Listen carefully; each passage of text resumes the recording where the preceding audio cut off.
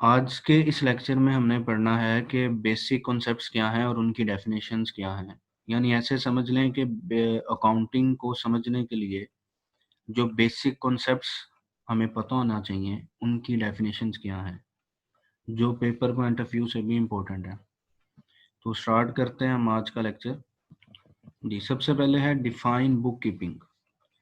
पिछले लेक्चर में भी जो अकाउंटिंग बेसिस का लेक्चर था, उसमें भी हमने बुक कीपिंग की डेफिनेशन पढ़ी थी। कहते हैं the art of recording the business transactions. Business transactions को रिकॉर्ड करने का आर्ट, जो अमल है, in the books of account, accounts की किताबों में, इज कॉल्ड बुक कीपिंग। मैंने आपको पहले भी पिछले लेक्चर में ये बात समझाई थी कि जब हम रिकॉर्ड रखते हैं, अपनी बुक्स मेंटेन करते हैं, उससे हम कहते हैं बुक कीपिंग। किसी भी चीज़ को, इंफॉर्मेशन को जब आप रिकॉर्ड कर लेते हैं, या बिजनेस की इंफॉर्मेशन, मालूमात को आप बुक्स में किसी कॉपी रजिस्टर में आप लिखते हैं अपने हिसाब के लिए, उसे हम कहते हैं बुक कीपिंग। नेक्स्ट डेफिनेशन देखें, डिफाइन अकाउंटिंग। अकाउंटिंग क्या है? देखिए, बुक कीपिंग में सिर्फ हम लिख रहे हैं, इंफॉर्मेशन लिख रहे हैं, लेकिन अकाउंटिंग में क्या होगा, एक प्रॉपर प्रोसेस होगा जिसके जरिए हम रिकॉर्डिंग करेंगे बिजनेस ट्रांजैक्शंस की, प्लस उसके रिजल्ट्स भी देखेंगे, फिर उसका एनालिसिस भी करेंगे। तो इस पूरे अमल को हम कहते हैं अकाउंटिंग। तो इसकी डेफिनेशन देखते हैं। कहता है the process of recording, record करना, बुक्स में लिखना, क्लासीफाइंग, फिर उस मालूमात की कैटेगरी बना लेना, क्लासेस बना लेना, समराइजिंग, फिर उसकी summary banana, short detail banana, and interpreting, और जांचना। किसको जांचना है? बिजनेस ट्रांजैक्शंस को, कारोबारी लेन देन को, इज कॉल्ड अकाउंटिंग। तो इस प्रोसेस को हम क्या कहते हैं? अकाउंटिंग कहते हैं। नेक्स्ट देखें, question number 3, define account. Account क्या है? तो सिस्टमेटिक रिकॉर्ड, ऐसा रिकॉर्ड जो आप किसी सिस्टम के तहत बना लें, of business transaction, business transaction का, इज कॉल्ड अकाउंट। हम उसे क्या कहते हैं? अकाउंट कहते हैं। एग्जाम्पल लेते हैं सेल की। देखिए, मैंने सेल की ट्रांजैक्शंस का एक रिकॉर्ड बना लिया, तो जो सेल का एक हिसाब हम रखेंगे, उसका जो अकाउंट बनाएंगे, उसे हम कहेंगे कि ये सेल का अकाउंट है। तो देखें, जो सिस्टमेटिक रिकॉर्ड बिजनेस ट्रांजैक्शन का हम बना लेते हैं, उसे हम क्या कह देते हैं? अकाउंट कह देते हैं। क्वेश्चन नंबर 4 देखें, define the term debit and credit क्या है? तो देखें, डेबिट एंड क्रेडिट की डेफिनेशन कहते हैं दीज आर नथिंग, ये कुछ नहीं है, अदर देन, सिवाय इसके, two sides of an account, कि ये एक अकाउंट की दो साइड्स हैं। देखिए, एक्चुअली क्या है, जब हम अकाउंटिंग का क्वेश्चन किया करेंगे तो उसमें हमने दो कॉलम बनाने हैं लाजमी। एक कॉलम होगा डेबिट और एक कॉलम होगा क्रेडिट। जो डेबिट है वो लेफ्ट वाला होगा और जो क्रेडिट है वो राइट कॉलम होगा। देखिए, अकाउंटिंग सिस्टम ऐसा है, जिस तरह अगर आप मैथ में हिसाब रखना हो आपने, तो हम यूज करते हैं प्लस, माइनस, मल्टीप्लिकेशन, डिवीजन। तो अकाउंटिंग एक ऐसा सिस्टम है कि इसमें कॉलम्स में रिकॉर्डिंग करते हैं और उसके जरिए हिसाब रखा जाता है। तो याद रखिएगा, पूरी अकाउंटिंग में दो डेबिट, दो कॉलम यूज होते हैं, एक डेबिट और एक क्रेडिट। अगर आपकी डेबिट क्रेडिट पे ग्रिप अच्छी हो जाए तो आपकी अकाउंटिंग भी अच्छी हो जाती है। तो जो हमारा नेक्स्ट लेक्चर होगा, लेक्चर नंबर 3 अकाउंटिंग बेसिस के ऊपर, उसमें हम पूरे लेक्चर में सिर्फ डेबिट और क्रेडिट की प्रैक्टिस करेंगे कि डेबिट क्रेडिट क्या है और कैसे पता चलता है कि डेबिट में क्या लिखना है और क्रेडिट में क्या लिखना है। जी, मैंने आपको बता दिया कि left side is debit and right side is credit.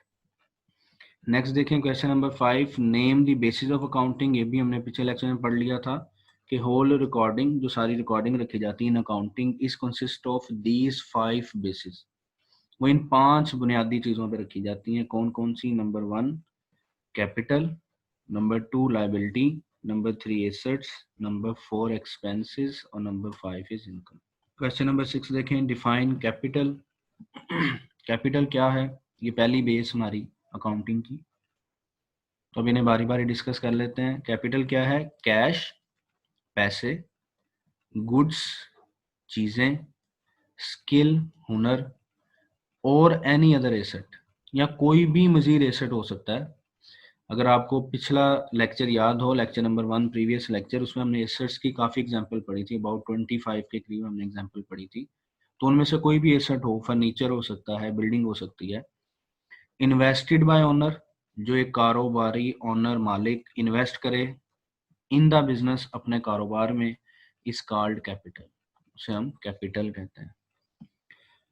Next information है इसकी, कहता है it may be invested to start business, ये कारोबार शुरू करने के लिए भी इन्वेस्ट किया जा सकता है। और invested when business is already in process, या उस वक्त भी इन्वेस्ट किया जा सकता है जब बिजनेस ऑलरेडी इन प्रोसेस, यानी पहले से ही बिजनेस चल रहा हो। नेक्स्ट है हमारे पास डिफाइन ड्राइंग्स। ड्राइंग्स किसे कहते हैं? तो याद रखिएगा ये कैपिटल का उल्ट है। कैपिटल वो तमाम चीजें, पैसे, एसेट्स थे जो एक कारोबारी शख्स, कारोबार का मालिक अपने कारोबार में लगाता है। जिस तरह उसे बिजनेस में फर्नीचर चाहिए और वो घर से कोई फर्नीचर, चेयर लेकर अपने बिजनेस में आ जाता है, अपने ऑफिस में आ जाता है, अपनी दुकान पे आ जाता है, तो इसे हम कहेंगे ये कैपिटल है। अब देखें ड्राइंग्स क्या है। ड्राइंग्स मैंने आपको बताया ये इसका उल्टा है, यानी दुकान की कोई चीज, बिजनेस की कोई चीज, ऑफिस की कोई चीज जो ओनर को घर में चाहिए। जिस तरह वो ऑफिस में उसके पास 5 चेयर हैं, उसे घर में एक चेयर चाहिए, तो वो ऑफिस से एक चेयर लेके घर चला जाता है कि मैं घर में यूज कर लूंगा, तो इसे हम कह देंगे ड्राइंग्स है। सेम इस तरह ऑफिस के पैसे थे, बिजनेस के पैसे थे, उसे घर में जरूरत है, वो पैसे घर ले जाता है, तो इसे भी हम कहेंगे ये ड्राइंग्स हैं।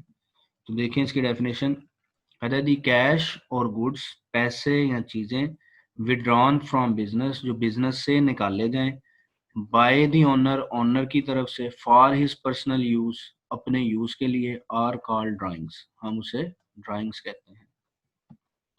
नेक्स्ट देखें, कहते हैं drawings accounting always shows debit balance. ये अब डेबिट क्रेडिट की बात है, ये हम नेक्स्ट लेक्चर में डिस्कस करेंगे। फिलहाल मतलब बता देता हूँ इसका, कि वो कहता है ड्राइंग्स हमेशा डेबिट होती हैं, यानी हमेशा आपने इसको डेबिट वाले कॉलम में रिकॉर्ड करना है। फिर हमारे पास question number 8, what do you mean by liabilities. Liabilities क्या होती हैं, ये भी हमारी नेक्स्ट बेसिस ऑफ अकाउंटिंग में से है।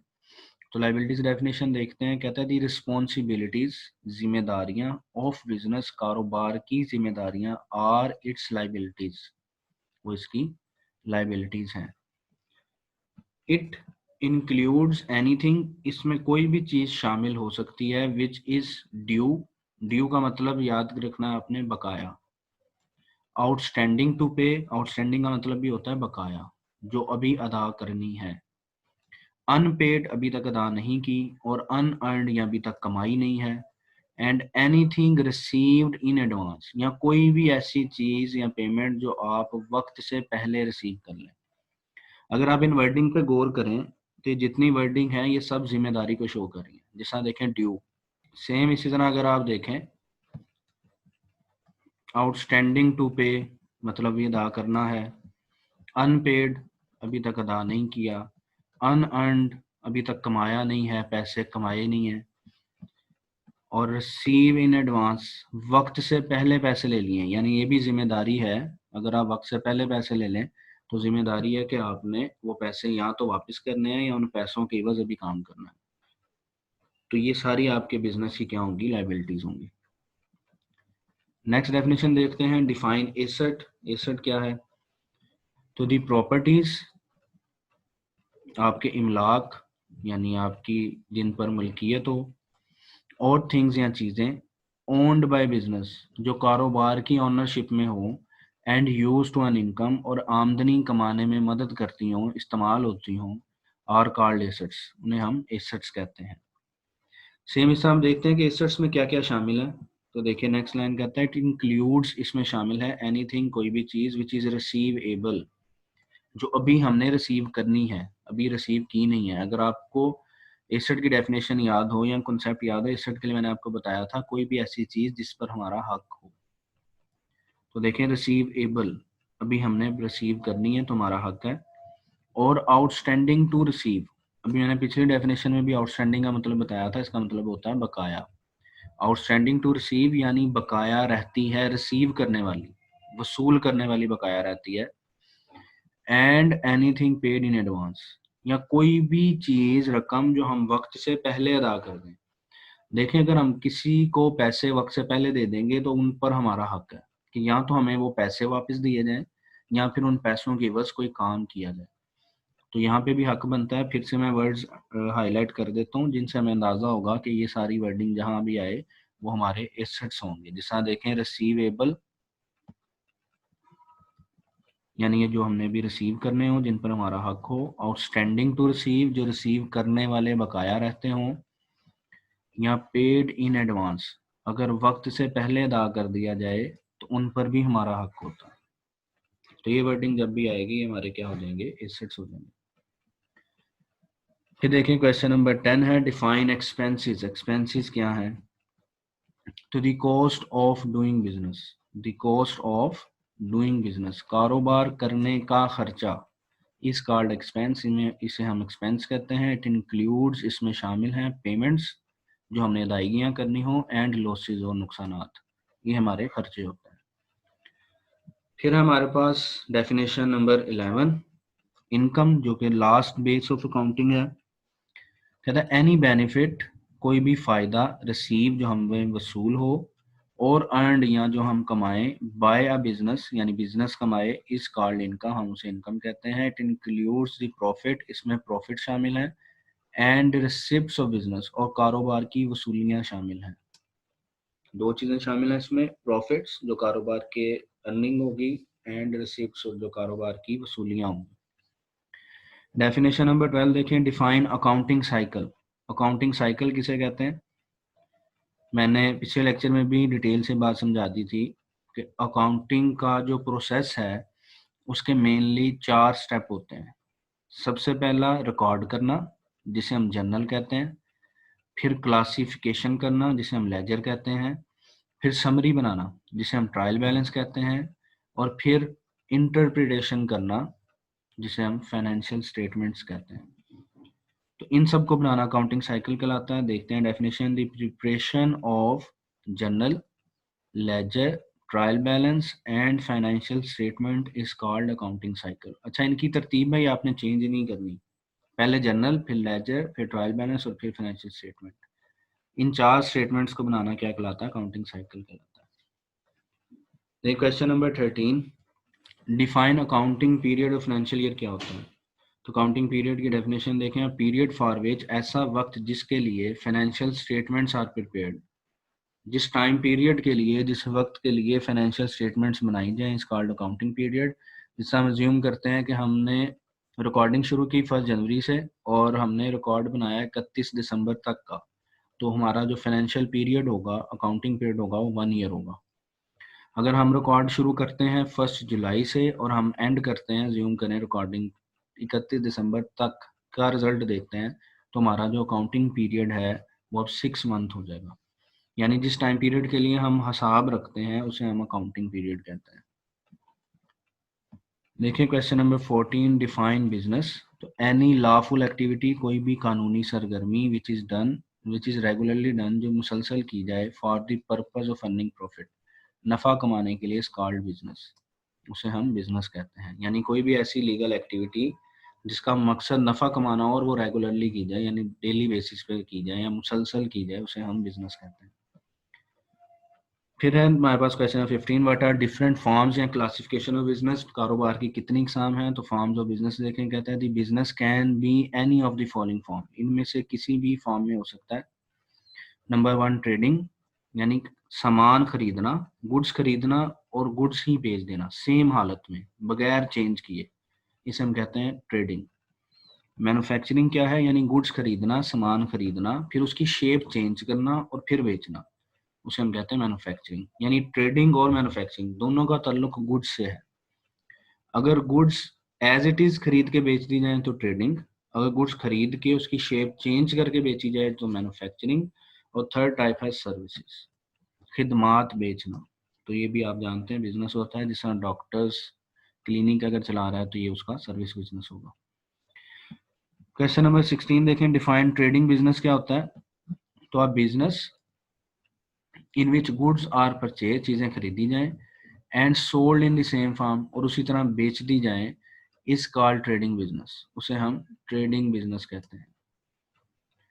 The buying and selling of goods is trading, simple definition भी लिखी है। नेक्स्ट देखते हैं question number 17, define manufacturing business क्या है। अभी समझा दिया मैंने, business in which goods are manufactured, ऐसा बिजनेस जिसमें चीजें बनाई जाएं एंड देन सोल्ड, और फिर बेची जाएं, इज कॉल्ड मैन्युफैक्चरिंग बिजनेस। फिर देखिए question number 18, define service business, ये भी समझा दिया आपको। बिजनेस विच प्रोवाइड स्किल, ऐसा कारोबार जो हुनर फ्राहम करे, एंड कंसल्टेंसी या मशवरा फ्राहम करे, फॉर प्राइस, पैसों के बस, इंस्टेड ऑफ सेलिंग, बजाय इसके कि वो बेचे, टेंजिबल गुड्स, टेंजिबल का लफ्जी मतलब होता है वजूद रखने वाला, यानी ऐसी चीजें जिनका वजूद हो, जो वजन हो, फिजिकली मौजूद हो। तो कहता है फिजिकली गुड्स नहीं बेचते हैं, बल्कि क्या बेचते हैं, स्किल और कंसल्टेंसी बेचते हैं, इस कॉल्ड सर्विस बिजनेस, उसे हम सर्विस बिजनेस कहते हैं। देखें क्वेश्चन नंबर 19, डिफाइन ट्रांजैक्शन क्या है, लेन देन। ट्रांजैक्शन किसे कहते हैं, the exchange of goods and services, goods and services को बेचना या तबादला करना, बिटवीन टू और मोर पर्सन, दो या दो से ज्यादा लोगों के दरमियान, इस कॉल्ड ट्रांजैक्शन, उसे हम ट्रांजैक्शन कहते हैं। जी देखें question number 20, what are types of transaction, transaction कितनी टाइप्स होती हैं। तो the transactions can be of following two types, ये दो टाइप्स के हो सकते हैं। कौन कौन सी, कैश ट्रांजैक्शन, यानी हम चीज खरीदें या बेचें और उसी वक्त पैसे भी ले लें, और क्रेडिट ट्रांजैक्शन, यानी हम उधार पर सामान, क्रेडिट मीन्स उधार, याद रखना, यानी हमने चीज खरीदी और वादा कर लिया हम पैसे इन फ्यूचर दे देंगे, या हमने चीज सेल की और उसने कह दिया हमें कि भाई आपको हम पैसे कल परसों या कुछ दिनों बाद दे देंगे, तो इसे हम कहते हैं क्रेडिट ट्रांजैक्शन। अभी इन्हीं की नेक्स्ट डेफिनेशन है question number 21, what is cash transaction, क्या होती है। तो इफ कैश इज पेड और रिसीव्ड, अगर कैश अदा किया जाए या वसूल किया जाए, as a result of business transaction, business transaction के नतीजे में, कारोबारी लेन देन के नतीजे में, it is called cash transaction, तो इसे हम कैश ट्रांजैक्शन कहेंगे। Question number 22, define credit transaction, credit transaction क्या है, if cash is to be paid, अगर कैश अदा करना है, और रिसीव्ड इन फ्यूचर, या रिसीव करना है फ्यूचर में, as a result of business transaction, business transaction के नतीजे में, it is called credit transaction, तो इसे हम क्रेडिट ट्रांजैक्शन कहेंगे। देखें क्वेश्चन नंबर 23, गुड्स क्या होती हैं और मर्चेंडाइज क्या होती हैं। मर्चेंडाइज चीजों को कहते हैं, गुड्स मीन्स भी चीजें, ये गुड अच्छे वाला नहीं है, गुड्स मीन चीजें। थिंग्स इन विच, चीजें जिनमें, बिजनेस डील, कारोबार किया जाता है, इस कॉल्ड मर्चेंडाइज। एग्जाम्पल से बात समझे, इंपॉर्टेंट कॉन्सेप्ट है। अज्यूम करते हैं कि मैंने एक कार खरीदनी है, तो जब मैं वो कार खरीदूंगा, मेरे लिए वो कार है, लेकिन जिस शोरूम से मैं वो कार खरीदूंगा, वो शोरूम का जो ऑनर होगा वो डील ही कार्स में कर रहा है, तो वो जब अपना बिजनेस डीलिंग रिकॉर्ड करेगा, तो वो ये नहीं लिखेगा कि मैंने कार सेल की है, वो लिखेगा मैंने गुड्स सेल की है। तो जो कारोबार का ऑनर है, जो कारोबार का मालिक है, वो जब ये रिकॉर्ड करेगा कि उसने कार सेल की है, तो वो कार के नाम से अकाउंट नहीं बनाएगा, वो सेल के नाम से अकाउंट बनाएगा, वो उसे गुड्स रिकॉर्ड करेगा। तो याद रखना है, जिस चीज का कारोबार किया जा रहा हो उसे हम गुड्स कहते हैं। क्वेश्चन नंबर 24 है, डिफाइन परचेज, परचेज किसे कहते हैं। द बाइंग ऑफ गुड्स, चीजें खरीदना, for the purpose of resale, इस नीयत से खरीदना कि चीजें बेचनी है दोबारा, इस कॉल्ड परचेज, उसे हम परचेज कहते हैं। फिर परचेज उसी तरह दो टाइप्स की होंगी, जो हमने ट्रांजैक्शन की टाइप्स पढ़ी थी, कैश पे बेचना और उधार पे बेचना। तो पहले क्वेश्चन नंबर 25 देखें, cash purchase, if goods are purchase for cash, अगर कैश पर चीजें बेची जाएं, it is called cash purchase. फिर क्वेश्चन नंबर 26 देखें, इफ क्वेश्चन नंबर 26 देखें, if the payment of goods purchase is to be paid in future, अगर जो चीजें खरीदी हैं उनके पैसे फ्यूचर में अदा करना है, it is called credit purchase, तो उसे हम क्रेडिट परचेज कहते हैं। डेफिनेशन नंबर 27 देखें, डिफाइन परचेज रिटर्न और रिटर्न आउटवर्ड, क्या होती है परचेज रिटर्न या return outward. The return of goods to supplier is called purchase return. चीज़ों का वापस कर देना, चीज़ों का वापस कर देना टू दी सप्लायर, सप्लायर को, सप्लायर मीन जिनसे हमने चीज़ें खरीदी थी, इस कॉल्ड परचेज रिटर्न। सादा अल्फाज में कहें तो खरीदा हुआ सामान वापस करना परचेज रिटर्न कहलाता है। और इसका दूसरा नाम देख लें, रिटर्न आउटवर्ड। इसे हम रिटर्न आउटवर्ड भी कहते हैं। आउटवर्ड का मतलब होता है बाहर जाना। तो क्योंकि खरीदा हुआ सामान जब वापस करते हैं तो गुड्स बिजनेस से आउट होती हैं, इसलिए हम इसे कहते हैं कि ये रिटर्न आउटवर्ड है। नेक्स्ट देखते हैं definition number 28, define debit note. Debit note किसे कहते हैं? तो देखें, when goods purchase are return by buyer, जब खरीदा गया सामान बायर वापस कर देगा, the document against this return, तो उस सामान के इवज कोई डॉक्यूमेंट बनाया जाए, यानी अगर उसको सबूत के तौर पे, उसके सबूत के तौर पे एक डॉक्यूमेंट लिख के दिया जाए इशूड बाय बायर, बायर की तरफ से, इस कॉल्ड डेबिट नोट। उसे हम क्या कहते हैं? Debit note. सिंपल वर्डिंग में कहूँ तो जो परचेज रिटर्न हमने पढ़ी थी उसका जो सबूत होगा, उसका जो डॉक्यूमेंट होगा, उसे हम डेबिट नोट कहेंगे। फिर है डेफिनेशन 29, डिफाइन सेल। सेल किसे कहते हैं? The selling of goods is called sale. चीज़ों का बेचना सेल कहलाता है। उसी तरह फिर इसकी भी दो टाइप्स हैं, कैश पर बेच देना यानी cash sale. If goods are sold for cash it is called cash sale. और फिर क्रेडिट सेल, उधार पे बेच देना। If the payment of goods sold, बेची गई चीज़ों के पैसे, is to be receive in future, अगर फ्यूचर में रिसीव होने हो, इस कॉल्ड क्रेडिट सेल, तो उसे हम क्रेडिट सेल कहते हैं। फिर देखते हैं definition number 32, define cell return क्या है, और इसका दूसरा नाम रिटर्न इनवर्ड।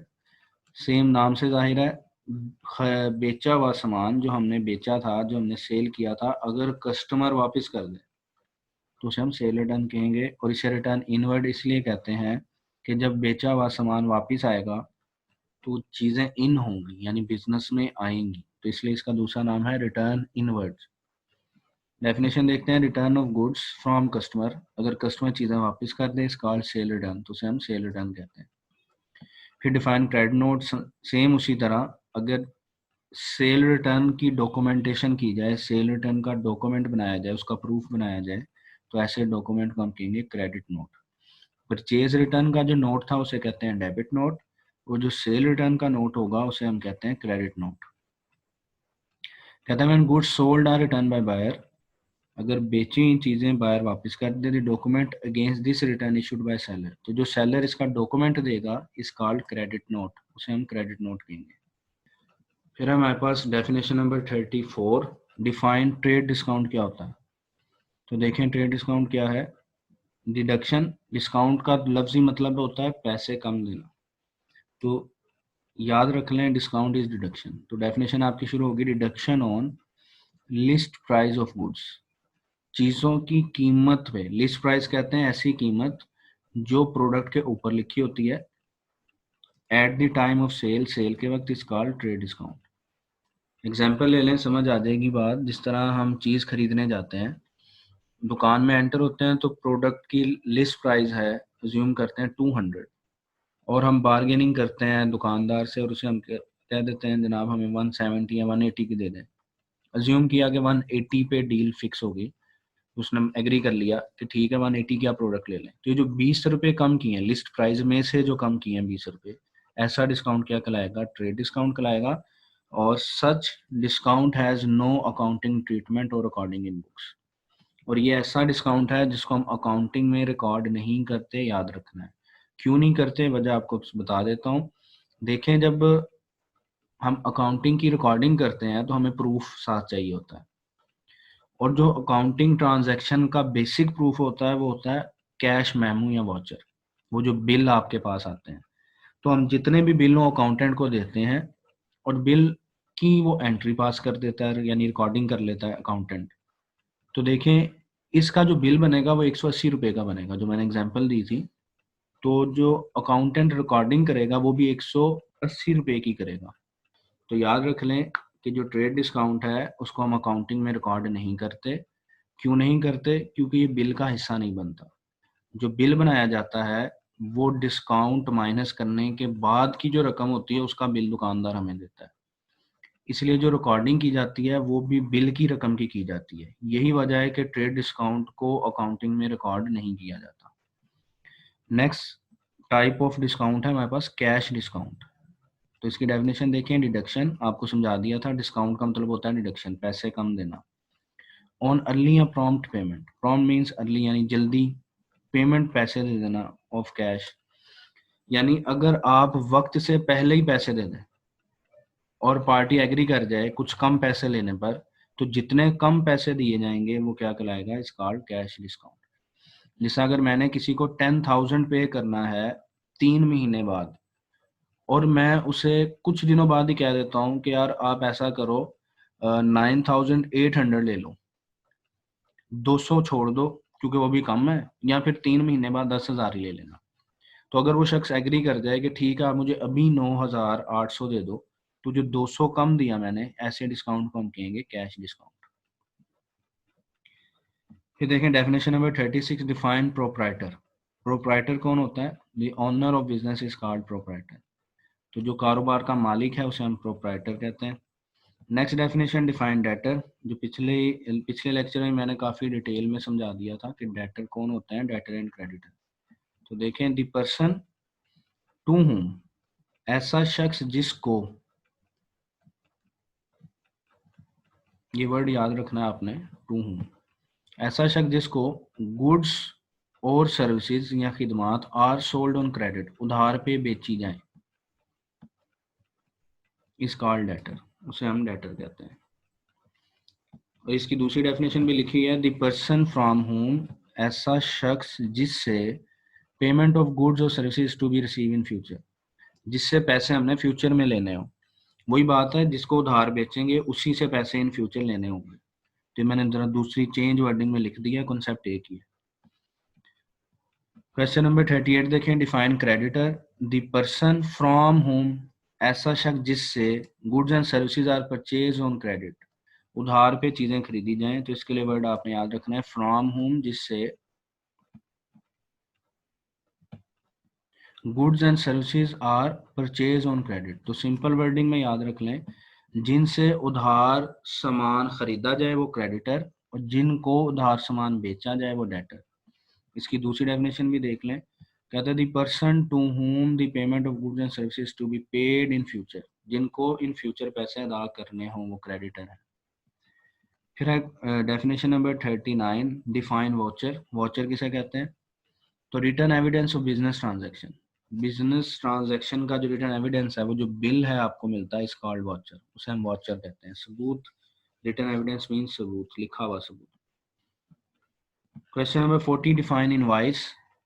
इनवॉइस क्या है, document which is given to buyer by the seller, ऐसा डॉक्यूमेंट जो बेचने वाला खरीदने वाले को देता है फॉर क्रेडिट ट्रांजैक्शन, उधार की ट्रांजैक्शन के लिए, इस कॉल्ड इनवॉइस, उसे हम इनवॉइस कहते हैं। एक्चुअली ये भी बिल है, वाउचर भी बिल है। वाउचर होता है इन कैश फॉर्म और इनवॉइस होता है इन क्रेडिट फॉर्म, उधार में। फिर डिफाइन सिंगल एंट्री सिस्टम।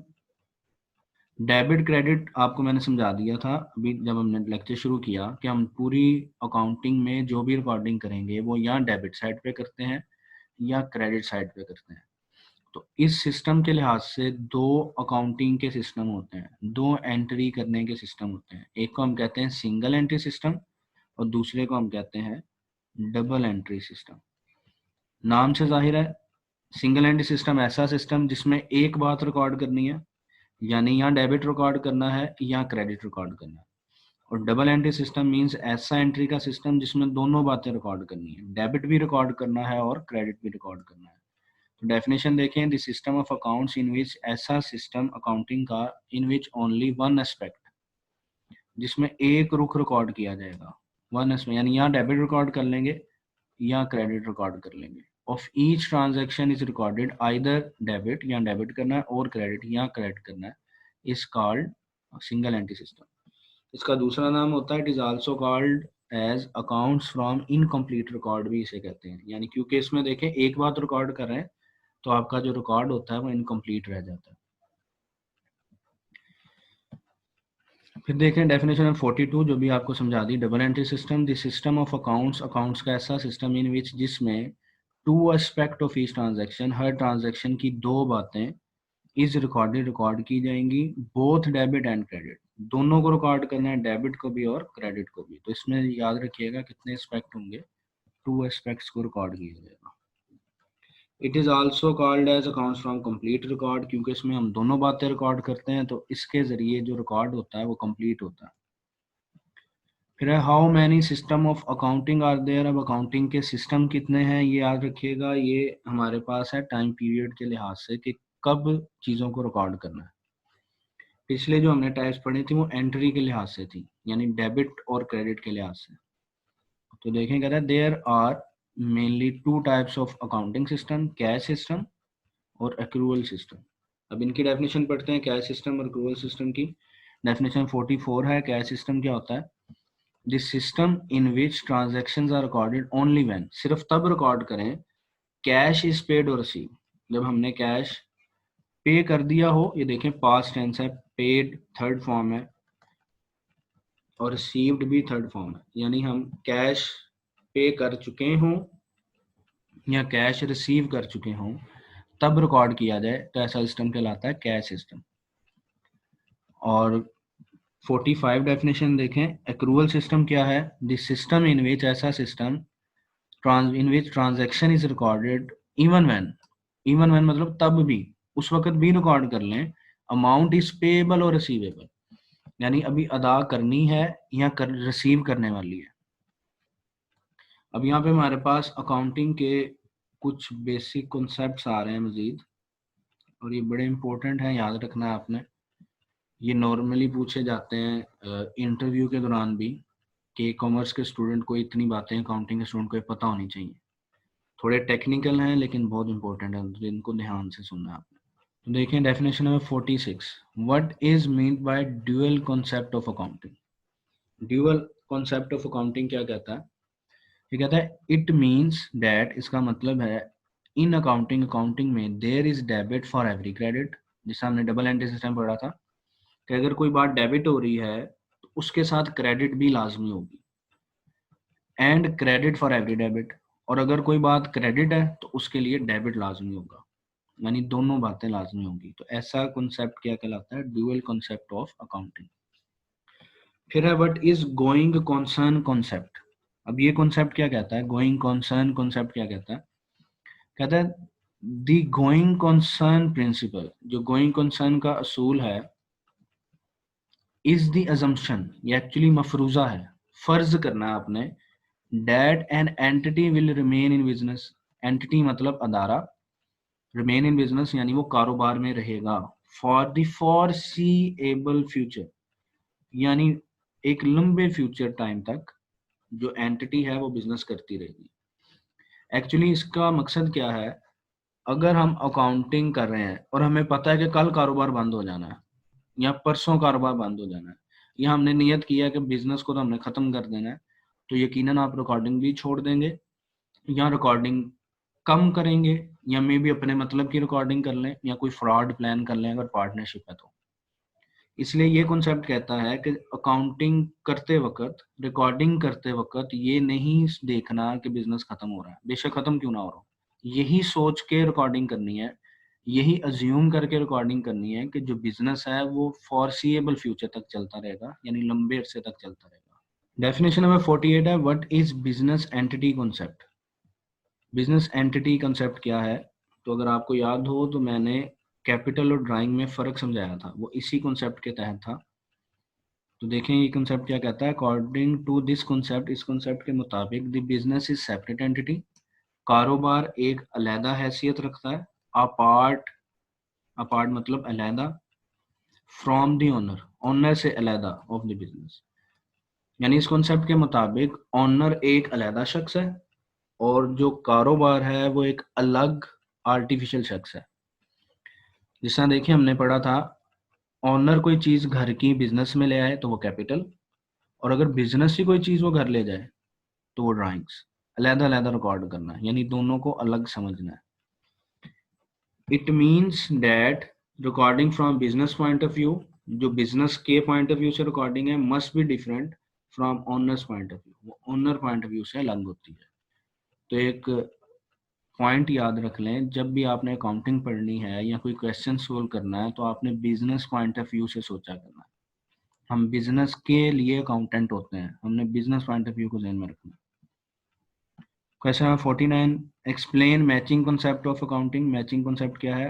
कहता है अकॉर्डिंग टू दिस कॉन्सेप्ट, इस कॉन्सेप्ट के मुताबिक the income of particular accounting period, किसी खास वक्त की आमदनियां, इनकम्स शुड बी रिकॉर्डेड, उसे रिकॉर्ड करें, against the expenses of that period, यानी उसी टाइम पीरियड के खर्चों के साथ रिकॉर्ड करें।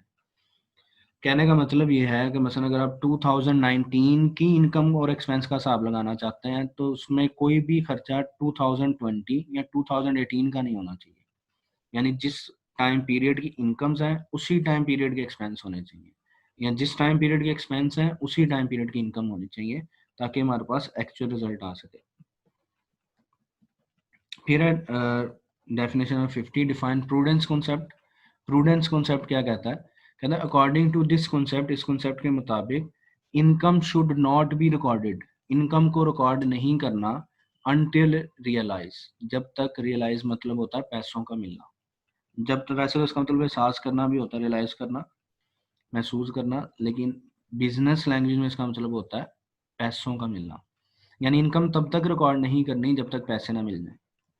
And expenses should be recorded, और खर्चे रिकॉर्ड कर लो इवन इफ एक्सपेक्टेड, अगर उम्मीद हो तब भी रिकॉर्ड कर लो।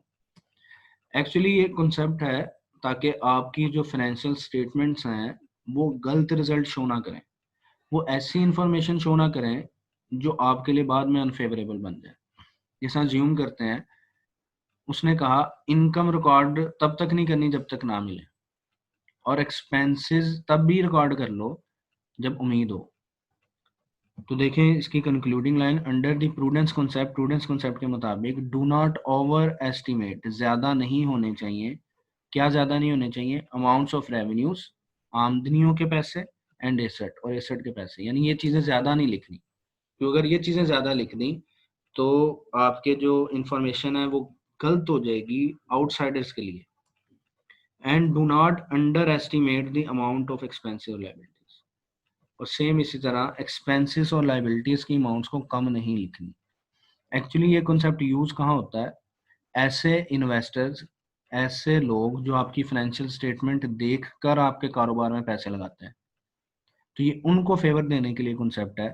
देखें अगर आपने एसेट ज़्यादा लिख दिए या आमदनियाँ ज़्यादा लिख दी, तो वो जो इन्वेस्टर है जो आपकी स्टेटमेंट पढ़ के अंदाज़ा लगाता है आपका बिजनेस कैसा है, वो मिसलीड हो जाएगा, उसके साथ गलत बयानी हो जाएगी। और अगर आपने खर्चे कम लिख दिए या लाइबिलिटीज कम लिख दी तब भी उसका नुकसान हो जाएगा, उसके साथ गलत बयानी हो जाएगी। तो एक्चुअली ये इन्वेस्टर्स को फेवर देने के लिए कॉन्सेप्ट है कि तब तक जो आपने रिकॉर्डिंग करनी है, अपनी फाइनेंशियल स्टेटमेंट कंक्लूड करनी है, उसमें खर्चे और लाइबिलिटीज ज़्यादा नहीं होने चाहिए, कम नहीं होने चाहिए, और जो एसेट और रेवेन्यूज हैं ये ज़्यादा नहीं होनी चाहिए। फिर है हमारे पास question number 51, what is realisation concept of accounting. According to this concept, profits are only recorded when realized. इसका मतलब मैंने भी आपको बता भी दिया था, रियलाइज का अकाउंटिंग या बिजनेस लैंग्वेज में मतलब होता है पैसों का मिलना। कहता है प्रॉफिट तब रिकॉर्ड करो जब कंफर्म हो जाए, जब आपको मिल जाए। बस लास्ट 3 डेफिनेशन है हमारे पास। What are kinds of account, account कितनी तरह के होते हैं? तो 3 तरह के अकाउंट्स होते हैं। एक को हम कहते हैं रियल अकाउंट, दूसरे को हम कहते हैं पर्सनल अकाउंट, और तीसरे को हम कहते हैं नॉमिनल अकाउंट। अब इन तीनों की डेफिनेशन पढ़ लेते हैं। कहता है the accounts of business asset, business के एसेट का account, properties, things and liabilities का अकाउंट, इन चीज़ों का अकाउंट कहलाता है रियल अकाउंट।